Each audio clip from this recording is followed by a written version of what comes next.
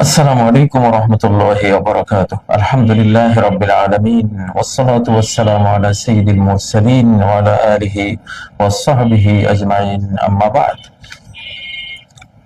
প্রিয় দর্শক শ্রোতা ভাই বোনেরা, বাংলাদেশী, বাংলা ভাষী, ধর্মপ্রাণ মুসলিম বন্ধুরা, আশা করি আপনারা ভালো আছেন। আমি বহুদিন থেকেই তিনটি কথা বারবার আমার প্রোগ্রামে আমি বলতে চেষ্টা করছি, যাতে করে বারবার শুনতে শুনতে সবার মুখস্থ হয়ে যায়, বুঝে এসে যায়। একটি হলো ইসলামিক বা ধর্মপ্রাণ, দ্বিতীয় বাংলাদেশী, তৃতীয় বাংলা ভাষী। এই তিনটা কথা কিন্তু আধ্যাত্মিক ওয়ার্ল্ড থেকে নেয়া। যিনি বিশ্ব মহাবিশ্ব চালান, এটি বলা যায় একটি মনোজাগতিক কথা। তিনটি কথা আল্লাহ তাআলা তার পথে, তার কোরআন এবং তার নবীর হাদিস নিয়ে যারা সারা জীবন চলেন, তাদেরকে কোরআন ও সুন্নাহর বুঝের আওতায় কিছু জিনিস মনোজগতে ঢেলে দেন, বুঝান, সেগুলো বাস্তব এবং সত্য। আমাদের এই বাংলাদেশে যদি কেউ রাজনীতি করতে চান, যদি কেউ আগামী বাংলাদেশের সেবা করতে চান, আপনাকে এই তিনটি ডিগ্রি নিতেই হবে, আর না হলে ইস্তফা দিয়ে দেন রাজনীতি থেকে। অযথাই কষ্ট করবেন, কোনো ফল পাবেন না। এক নাম্বার, আপনি যদি বাংলাদেশে রাজনীতি করতে চান, আপনি যদি বাংলাদেশের স্বাধীনতা, সার্বভৌমত্ব, নিরাপত্তা, উন্নয়ন এসব কিছু করতে চান, এক নম্বরে বাংলাদেশের যিনি মালিক, রব্বুল আলামিন, স্রষ্টা, আপনাকে তার স্নেহধন্য হতে হবে, তার বিশ্বাসী ভক্ত হতে হবে, তার সাথে আপনার সম্পর্ক থাকতে হবে, যেটাকে আমরা বলি ইসলামিক ধর্মপ্রাণ। এক নম্বর, এটা আপনার এক নম্বর ডিগ্রি। যদি এটা আপনি নিতে না চান, তাহলে সরে যান, অযথা সময় নষ্ট করে লাভ নাই, জাতিকে কষ্ট দিয়ে লাভ নাই। দু নম্বর, আপনাকে বাংলাদেশী হতে হবে, অর্থাৎ বাংলাদেশ প্রেমিক হতে হবে। বাংলাদেশে বসে ভারত প্রেমিক, বাংলাদেশে বসে ইউরোপ আমেরিকা প্রেমিক, দয়া করে এগুলো, এই এই ব্যাধি, হার্ট ডিজিজ গুলো যদি কারোর ভিতরে থাকে, তারাও ইস্তফা দিতে পারেন। তাদের এই দেশের রাজনীতি ব্যর্থ হবে, সফল হবে না ইনশাআল্লাহ। অযথা তারা রাজনীতি করে লাভ নেই। তিন নাম্বার, বাংলা ভাষী। তাকে বাংলা ভাষী হতে হবে, বাংলা ভাষা প্রেমিক হতে হবে। এটা এশিয়ার একটা ভাষা। এই শতাব্দীতে এশিয়া নেতৃত্ব দিবে বাকি 6 মহাদেশের, সারা বিশ্ব নেতৃত্ব দিবে এশিয়ার ভাষাগুলো, আরবি, উর্দু, ফার্সি, হিন্দি, বাংলা, এসব ভাষা, চাইনিজ, এসব ভাষা। তো এই তিনটা যোগ্যতা আপনার থাকতেই হবে। আপনাকে অবশ্যই, আপনাকে ধর্মপ্রাণ হতেই হবে, এক নাম্বার শর্ত। বাংলাদেশ প্রেমিক হতেই হবে, যেটা আমাদের মাতৃভূমি, আমাদের জন্মভূমি, আমাদের আমাদের যেখানে আল্লাহ তাআলা রিজিক আমাদেরকে দিচ্ছেন, আমাদের জীবন যেখানে তিনি লালন করেছেন, পালন করেছেন, সবকিছু।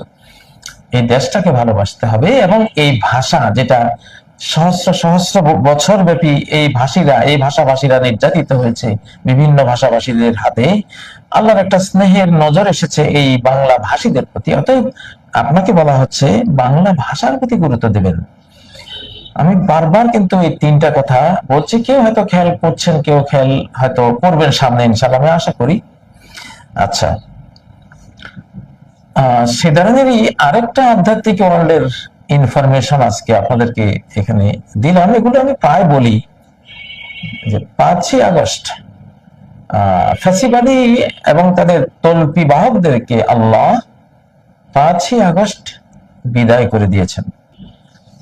এখন শুধু বিদায়ের আনুষ্ঠানিকতা, এই যে যেটা হলো 2-1 দিনের মধ্যে যেটা হচ্ছে, আপনারা, আমাদের সরকার, আমাদেরই সরকার, আমরাই তাদেরকে পছন্দ করে বসিয়েছি।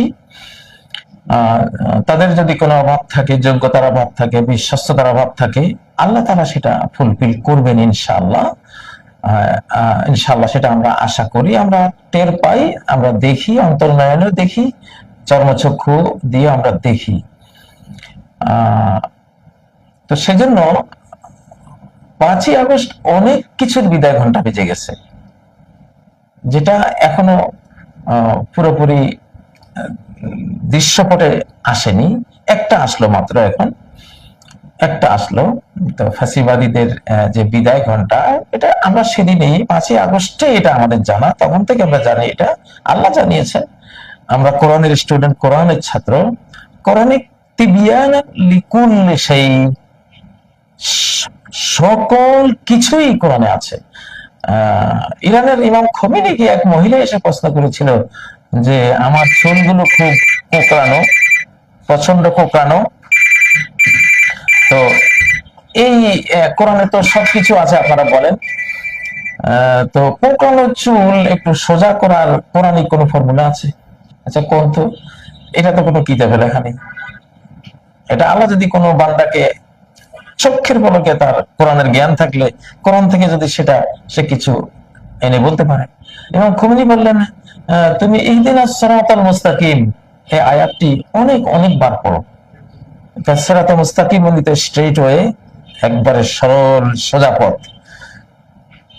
যেহেতু সরল হওয়া, সোজা হওয়া, স্ট্রেট হওয়া একটা শব্দ এটা, আর কোরআনের তো এক একটা শব্দ মাল্টিপারপাস, বহু দিকে যায়।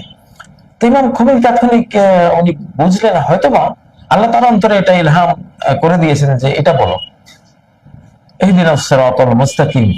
ওই মহিলা ওইটা জপতে জপতে পরে সে রিপোর্ট দিলে আমার চুল, হ্যাঁ, প্রচন্ড কোঁকড়ানো যে ছিল সেটা এখন আর নেই, আল্লাহ ঠিক করে দিয়েছে।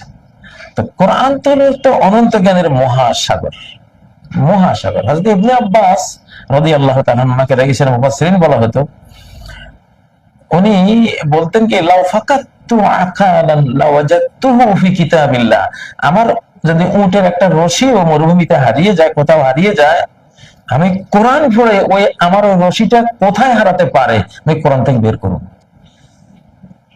এটাকেই বলে তো কোরআন। আল্লাহু আকবার। আপনি ভাবতে পারেন উটের একটা রশি কোথায় পড়ে গেছে, ইবনে আব্বাস বলছে আমি কোরআন পড়লে ওটা খুঁজে বের করবো যেটা অমুক জায়গায় আছে।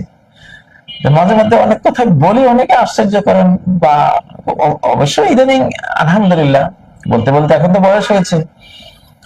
তো এটা এটা এটা এটা এটা আল্লাহর বান্দাদের মধ্যে যিনি, আপনি যদি কোরআন নিয়ে সব সময় আপনি সময় কাটান, আল্লাহর সাথে সময় কাটান, আল্লাহর কথা যদি আপনি তার সাথে বলেন, পড়েন, তেলাওয়াত করেন, আপনাকেও সেই ধরনের জ্ঞান তিনি দিবেন। এটা কারো একার জন্য কোরআন আসেনি, সবার জন্য। কথা হলো যে যতটুকু নিতে পারে। তো ফ্যাসিবাদ অলরেডি 5ই আগস্ট বিদায় হয়ে গেছে। আর একটা শব্দ কিন্তু আজকে এখানে দিয়েছি, ফ্যাসিবাদের তোল বিবাহক। এখন তোল বিবাহক কারা কারা, এটা আমি আজকে বলছি না, আপনারা সামনে টের পাবেন আগামী দিনগুলোতে। আগে আগে দেখিয়ে হতা হ্যায় ক্যা, সম্মুখে দেখতে থাকুন কি ঘটে। তো ফ্যাসিবাদও 5ই আগস্ট বিদায় হয়েছে, ফ্যাসিবাদের তলবি বাহকরাও বিদায় হয়েছে। এখন তলবি বাহক এটা বিভিন্ন দিকে যায়, আমি এখন এটাকে সুনির্দিষ্ট ভাবে বলবো না, আপনারা দেখতে থাকুন, দেখতে থাকবেন যে ফ্যাসিবাদের তলবি বাহকরা কিভাবে বিদায় হচ্ছে, কিভাবে চলে যাচ্ছে, চলে যাবে, যেতে হবে। চলে যাওয়ার জন্য কলম মেরে দেওয়া হয়েছে অলরেডি 5ই আগস্ট। তো আসলে এটা 2024 পরবর্তী, এটা সংস্কারের শতাব্দী। আমি কোন এক বক্তৃতা সম্মত বলেছিলাম যে গণতন্ত্রের নামে ফ্যাসিবাদী এবং প্রচন্ড এক ধরনের রাজতন্ত্রই বলা যায়, নিকৃষ্ট, মানে গণতন্ত্র নাম, আসলে সেটা রাজতন্ত্র, আসলে সেটা ফ্যাসিবাদ। এটা দিয়ে আমরা পিষ্ট হয়েছি এই বাংলাদেশে বিগত 15 বছর ব্যাপী। তো এটা বিদায় হয়ে গেছে। এখন কি আসবে তাহলে? এখন আসবে মনোনয়নতন্ত্র। আল্লাহ মনোনীত করবেন। আমি এটা বুঝাতে চেয়েছি যে আল্লাহ মনোনীত করবেন। যেমন হযরত ইমাম মাহদী আলাইহিস সালাম, উনি আসবেন মনোনীত হয়ে, ওনাকে আমরা ভোট দিয়ে আনতে হবে না। আল্লাহ ওনাকে এক রাতে সকল যোগ্যতা দিয়ে ওনাকে পরের দিন একবারে প্রকাশ করে দিবেন। আমরা তার হাতে বায়াত নেব, উনি বিশ্ব পরিচালনা সব যোগ্যতা ওনার আল্লাহ দিয়ে দিবেন। একটা যেন সফটওয়্যার দিয়ে দিলেন এক রাতে, বাস চেঞ্জ উনি। আচ্ছা, এটা কোনো গণতান্ত্রিক নিয়মে আসবে না। এটা আল্লাহর মনোনয়ন সিস্টেমে আসবে। আমি এটাই বুঝিয়েছিলাম আমার এক বক্তব্যে।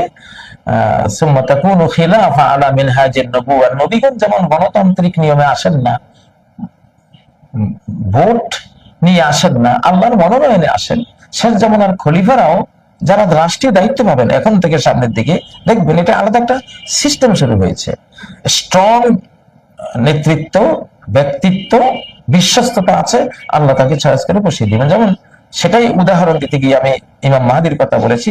হযরত ঈসা আলাইহিস সালামও আসবেন গণতান্ত্রিক নিয়মে না, মনোনয়ন সিস্টেমে আসবেন, আল্লাহ মনোনীত করে বসিয়ে দিবেন। সেই ধরনেরই একটা কথা বললাম যে আমার ক্যালকুলেশনে ইউনূস সাহেব যে আসলেন এটাও কিন্তু মনোনয়ন সিস্টেমে আসছেন। মনোনয়ন, এখনকার যে পরিবেশ, এই পরিবেশের জন্য উনি ম্যাচ করবেন, উনি খাপ খাবেন। কারণ আমরা তো অত খাঁটি মুসলিম না, এখন আমাদের তো সেই ইমানের সেরকম নাই। আমাদের পাবলিকের ইমানের স্টেজ যত উন্নত হবে, ইমানের মানে আমাদের শক্তিমত্তা যত বাড়বে, আমাদের জন্য যিনি মনোনীত হবেন তিনিও সেইভাবে ইমানের সেই স্টেজ পার করে সেরকম স্ট্রং ভাবে আসবেন, সেরকম যোগ্যতা নিয়ে আসবেন। এটা পাবলিকের যোগ্যতার সাথে ম্যাচিং করেই তাদের নেতা নির্বাচন করা হয়। এখন আমরা যেমন আমাদের যিনি আসবেন আল্লাহর পক্ষ থেকে, তিনি সেরকমই আসবেন না। আমরা দিন দিন ইমানের দিকে বাড়বো, ইসলামের দিকে বাড়বো, কোরআন পড়বো, দেখবেন আমাদের যিনি নেতা হবেন আল্লাহ ওনাকেও সেভাবে তার স্কিল ডেভেলপমেন্ট এটা হতেই থাকবে, বাড়তে থাকবে। তো এই ধরনের একটা কথা আসলে আমি বুঝাতে চেয়েছিলাম, একটা সিস্টেম চেঞ্জ হয়েছে। কিন্তু আমার কোন এক বন্ধু এটাকে উল্টিয়ে একটা মানে বড় বক্তব্যটাকে ছোট্ট একটু কাট করে দুর্নাম করতে চেয়েছে। এগুলো আসলে আপনারা করবেন না, করে লাভ নেই। আমরা জীবনের বহুত পর খাওয়া, আজ প্রায় 40 বছরের বেশি হলো এই মিডিয়ায়, বক্তব্যে, মাহফিলে, শিক্ষকতায় আছি। আমরা কোনো ফিটার খাওয়া কেউ না যে খুব একটা কাঁচা কথা বলবো আর আপনি সেখানে একটা ফোন দেবেন না, সেই সুযোগ খুব একটা থাকে না। কারণ আমরা যে কথাগুলি বলি এগুলি গবেষণার জগতে 50 বার, 100 বার, 150 বার, কতবার এগুলি ব্রেইনে, অন্তরে এগুলি ঘুরপাক খেতে খেতে খেতে যখন খুব পরিপক্ক হয় তখন আমরা আপনাদেরকে ডেলিভারি দিই। তো যাই হোক, এখানে আমাদের যে ছাত্র সমাজ, এদেরকেই আল্লাহ পছন্দ করেছেন আমাদের দেশটা একটা ফাইনাল স্বাধীনতা আমাদেরকে উপহার দেওয়ার জন্য। এদেরকে আল্লাহ মনোনয়ন করেছেন। আমাদের ছোট্ট ছোট্ট বালক বালিকা, আমাদের এই যে ছাত্র ছাত্রীরা, আমাদের সন্তানরা, আল্লাহ তাদেরকে মনোনীত করেছেন। কারণ তারা দেশপ্রেমিক, তারা খুব একটা স্বার্থের কথা চিন্তা করে না। আর তাদের অন্তরে আরো কি আছে সেটা মালিক জানেন। উনি এই দেশটাকে স্বাধীন করার জন্য যাদের চয়েস করেছেন তারা এখনো মাঠে আছে। এই ছাত্ররা আফগানিস্তানের ছাত্রদের হাতে, বাংলাদেশে আল্লাহ তুলে দিয়েছেন ছাত্রদের হাতে, ফিলিস্তিনের জন্য লড়ছে কারা? ছাত্ররা। তো এটা একটা আল্লাহ সিস্টেম, আল্লাহ করছেন। প্রবীণ যারা তারা তো আছে, আমরা আছি, আমরা তাদের জন্য দোয়া করছি। প্রয়োজনে তাদের জামায়াতে, তাদের সমাবেশে যাচ্ছি, আরো উৎসাহ দেব ইনশাআল্লাহ। তো অযথাই ফ্যাসিবাদের তলবি বহন করে কেউ সফলতা পাবেন, এটা আপনারা তাহলে মরিচিকের পিছনে ছুটছেন, কোনো লাভ নেই। মন থেকে সেগুলো ঝেড়ে ফেলেন। ওই যে 3টা, ইসলামিক হন, বাংলাদেশি হন, বাংলা ভাষী হন। আমাদের ছাত্রদের মধ্যে 3টা যোগ্যতা আছে, তাদের মধ্যে 3টা যোগ্যতা আছে। আমাদের পূর্বের প্রজন্মের চেয়ে তারা অনেকটা সালাত পড়ে, তারা ধর্মীয় অনুশীলন মানার চেষ্টা করে, ধর্মপ্রাণ অবশ্যই আল্লাহ তাদের বানিয়েছেন, সেজন্য চয়েস করেছেন। সামনে তারা আরো এগিয়ে যাবে ইনশাআল্লাহ। তো এটা আমাদের জাতিগতভাবে এটা ঘটবে। অতএব ফ্যাসিবাদ আর ফ্যাসিবাদের তল্পি বাহক যারা, তাদের বিদায় হয়ে গেছে 5ই আগস্ট অলরেডি। এখন শুধু আনুষ্ঠানিকতা একের পর এক ঘটবে, আপনারা সেটা দেখবেন।